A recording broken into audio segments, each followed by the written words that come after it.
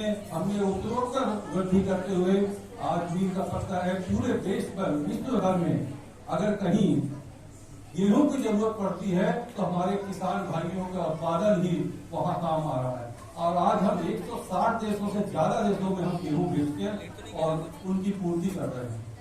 और इसके साथ हम आत्मनिर्भर तो हुए कृषि में, लेकिन अंतरिक्ष के क्षेत्र में हमने मील का पत्थर जो उपलब्ध किया। एक दिन में हमने 100 रॉकेट छोड़े और ये विभिन्न देशों के थे।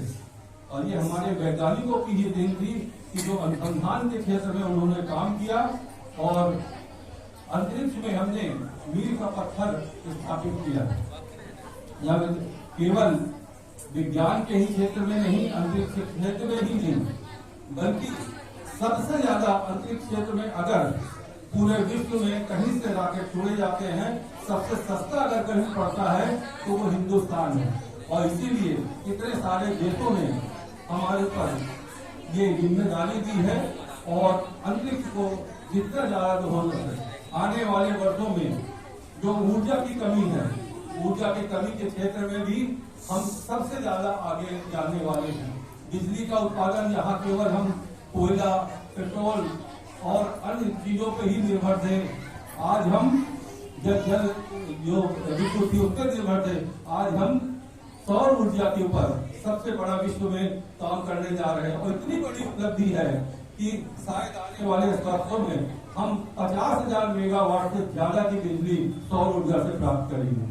और आज सारे प्रदेशों में अपनी बिजली बन रही है, हमें कहीं से खरीदना नहीं पड़ रहा, बल्कि हम दूसरे प्रदेशों में और यहाँ तक कि कई दूसरे देशों को भी हम निर्यात कर रहे हैं। तो सारे क्षेत्रों में यहाँ तक है उद्योग के क्षेत्र में, जहाँ उद्योग बहुत नाम के थे, आज विश्व में कोरोना काल में इतने ज्यादा हमने वैज्ञानिकों ने काम किया कि जब कोरोना काल आया तो पूरे विश्व में वैक्सीन भेजने का काम हमने किया। 163 देशों में हमने वैक्सीन भेजी।